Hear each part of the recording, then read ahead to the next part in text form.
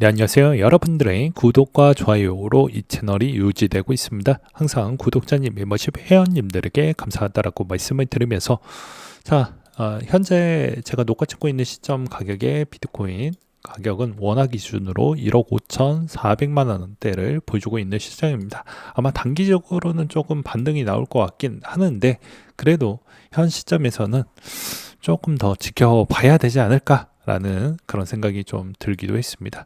그런 이제 왜 지켜봐야 되는지 몇 가지 좀 사항에 대해서 한번 준비를 해 봤는데요. 같이 한번 보도록 하겠습니다. 이번에 이제 증시도 좀 많이 흔들리고 있는데요. 올라갈 때는 잘 안 따라가도 내려갈 때는 기똥차게 잘 따라가고 있는 실정입니다. 이제 이번에 이제 가장 핵심적인 부분은 아무래도 비트코인에 미치는 영향은 나스닥이 어느 정도 안정세를 좀 보여줄 필요성이 있는데 최근에 이제 나스닥이 기술주 중심에 있는 애들이 실적 발표 나오게 되면서 지수가 약간은 혼돈 그 사이에 지금 머물고 있다 이렇게 보시는 게 맞지 않을까 싶습니다. 그래서 지금 선별적으로 뭐 투자를 해야 된다 이런 얘기가 나와주고 있는 실정인데요. 그 선별적에 이제 코인이 있냐 없냐, MSTR이 어느 정도 안정세를 지금 보여주고 있냐 없냐, 이게 제일 중요할 것 같은데 MSTR에 있는 현재 가격 추이는 아직도 안정세를 보여주지 못하고 있는 실정입니다. 그리고 대부분 요즘에 이제 가장 성장 동력이 잘 나올 수 있을 만한 섹터들이 힘을 못 쓰고 있는 실정입니다. 우리가 흔히 알고 있는 뭐 데이터 센터, AI 이런 쪽이 다 많이 빠져나가고 있는 실정이다 보니까 한편으로도 말 그대로 DAT에 있는 기업들도 여전히 힘을 못 쓰고 있는 실정이다 라고 볼 수가 있겠고요. 반면에 이제 DAT 애들이 이제 자금 결집 부분에 있었을 때도 생각보다는 조금 최전성기 구간대를 처럼 모으기에는 좀 약간 좀 힘이 딸리지 않겠냐, 뭐 이렇게도 볼 수가 있게 되는 것이겠죠. 그리고 한편으로도 이제 ETF도 좀 도움을 주지 못하고 있는 실점을 좀 볼 수가 있을 것 같습니다. 뭐 비트코인, 이더리움, 현물 ETF 순 유출량이 계속 늘어나고 있다는 점은 좀 별로 좋지 못한다라고 볼 수가 있게 되겠죠. 그래서 이제 이게 계속 6거래일 연속 자금 유출이 나온다라는 것은 전체적인 지수가 좀 움직이는 게 별로 좋지 못하다 보니까 약간씩 차익 물량 부분을 어느 정도 좀 만들어 가고 있는 실정이다라고 보시면 될 것 같습니다. 또 한편으로는 DAT 기업들 중에 대표적으로 일본의 메타플래닝 같은 경우에는 담보를 좀 받아가지고 자사주 매입과 뭐 비트코인 추가 매수에 좀 하겠다라는 것인데요.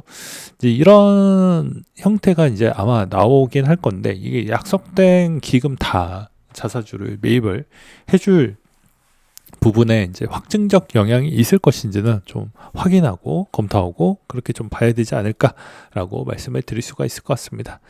이제 여기에서 좀 헷갈리는 게 이제 중장기적으로 보았을 때에 있는 이제 모델링을 좀 가져가 봤는데 이건 이제 뒤에 가서 좀 설명을 드리도록 하겠고요. 이제 이번에 이제 채권회사들도 약간씩 매도 물량이 나와주고 있는 실정입니다. 뭐 보게 되면은 대부분 이제 마라홀딩스가 그 전에 조금씩 많이 사놓기도 했지만 거기에서 나오는 물량들도 좀 있었다. 그러니까 제가 저번에도 커뮤니티에다가도 글을 써놨듯이 그런 흐름을 보여주고 있죠. 10월 마지막 주에 이제 딱 그 주기 패턴이 나오고 나서 기본적인 물량보다 가중된 물량이 더 나온다라는 이야기를 많이 드리기도 했습니다. 누구는 지루하다, 그게 그렇게 되지 않을 것이다, 이런 주장을 펼치고 있었지만 결과론적으로는 제가 생각했던 대로 그래도 나와 주었다라는 것입니다. 그래서 현 시점에서 이제 그러면 이게 어느 시점에서 마무리가 될 거냐가 관건이 되겠죠. 셧다운 기간이 빨리 끝나야 된다라고 저는 생각을 하고 있는 바가 될 것 같습니다. 셧다운이 장기화가 되면 이제 말 그대로 지금 돈을 제일 많이 들고 있는 사람이 미국의 주정부 부분에서 뿌려주는 형태가 나와 주어야지 지수가 어느 정도 안정화가 돼서 다시 자금이 돌아오는 그런 행동이 나올 것인데 대부분 그 꿀통이 어디에서 나오고 있냐면 주식시장에서 꿀통이 들어오고 있기 때문에 주식시장이 상당히 불안해지며 자금이 안 들어온다라는 것입니다. 그러면 당연히 비트코인은 한동안 순유출량이 멈추지 않을 거라고 볼 수가 있게 되는 것이죠. 그래서 계속 나스닥 지수가 어느 정도 안정세를 보여주어야 된다라고 계속 강조를 드렸던 이유가 그런 거라고 보시면 될 것 같습니다.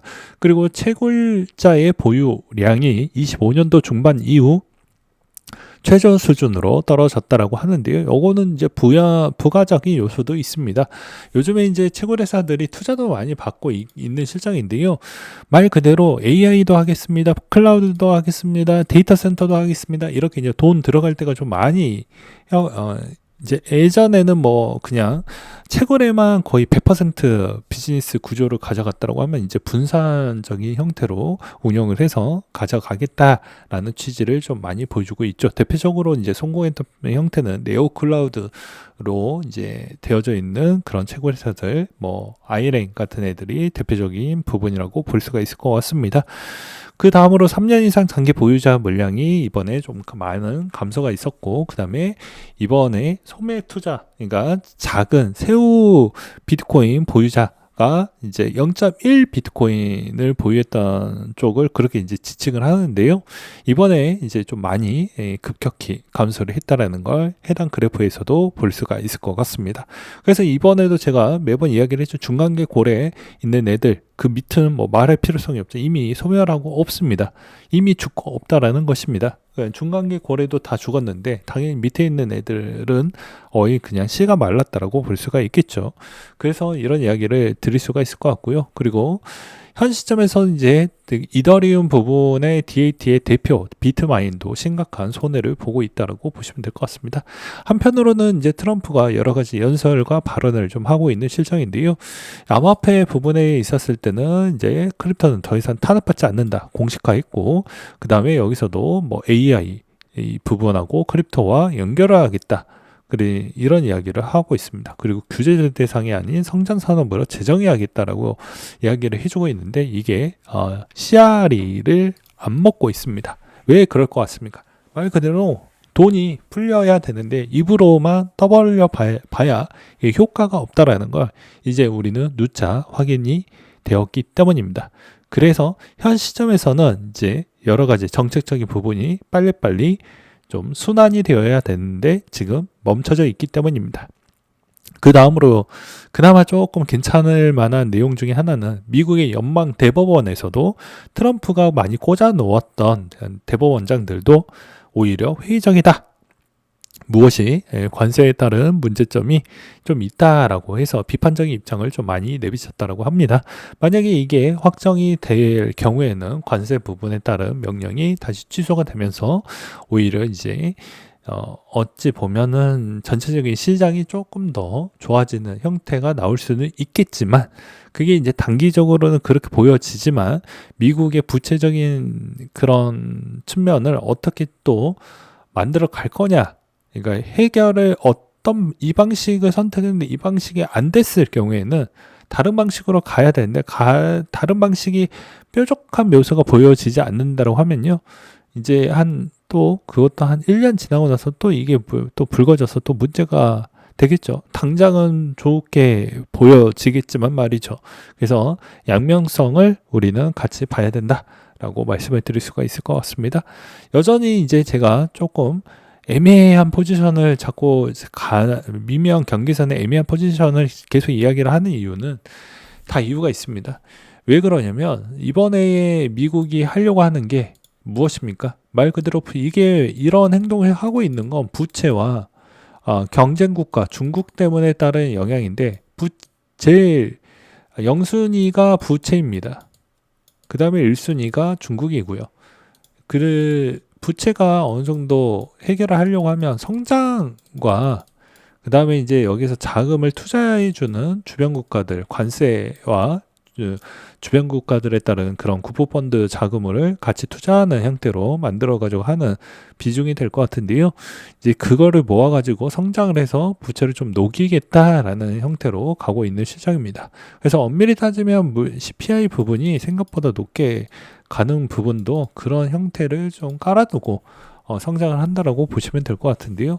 여기서는 이제 전문가 의견이 둘로 나뉘어지는데 진짜 이게 성장이 잘 맞다라고 하면 인터넷 닷컴 버블 대비와 유사한 사이클을 타게 되면서 엄청난 성장을 계속해서 보여주게 될 것이다. 그것도 20% 이상씩 계속해서 지수가 성장을 해주는 모델링이 나올 것이다 라는 주장이 있습니다. 그렇지만 이제 만약에 이게 아닐 경우도 존재를 하겠죠. 왜냐면 정책이 다 내 마음대로, 내 뜻대로 다 흘러가는 게 아니죠. 비트코인 5억 간다, 내년에 5억 간다 하면 내 마음대로 이렇게 시장이 내 꼴리는 대로 다 들어주는 세상이 아니지 않습니까? 그렇기 때문에 진짜 그게 맞는 것인지 아닌 것인지를 꼭 확인하고 검증하고 필요하다라고 말씀을 드릴 수가 있을 것 같습니다. 현재 가격 추이로 본다라고 하면요. 아무래도 이 시점에서는 약간 오락가락 하겠지만 여기서도 마지막으로 장기 투자하시는 분들은 레버리지 부분에 따른 ETF를 계속 모아가는 게 전 맞다라고 보는 입장입니다. 비용이 생각보다 많이 나가지도 않고 적당한 선에 따른 비용이 나가면서 가성비가 상당히 좋다라고 볼 수가 있을 것 같고요. 시즌용은 아직도 시기상조에 있는 이 기간적인 추이가 좀 필요하다라고 보는 입장입니다. 매입을 하려고 한다고 하면 터닝 포인트가 명확하게 나와야 되는데 아직 돈이 들어올 수 있을 만한 어떻게 보면은 입구처 부분이 행정명령 부분이 아직도 나오는 게 별로 없고, 그 다음에 두 번째로는 돈이 대부분 주식시장에서 나오는데 주식시장이 불안해지면 돈이 당연히 못 들어온다라는 것도 여러분들은 인지하셔야 된다라는 말씀을 드릴 수가 있을 것 같습니다. 그리고 이제 한 구독자님이 이제 레버리지 ETF에 대해서 한번 좀 정리를 해 주었으면 좋겠다라고 이야기를 하는데 나중에 한번 시간을 내서 실시간으로 한번 더 설명을 드리는 시간으로 한번 준비를 해 보도록 하겠습니다. 네, 이상으로 마치도록 하겠습니다.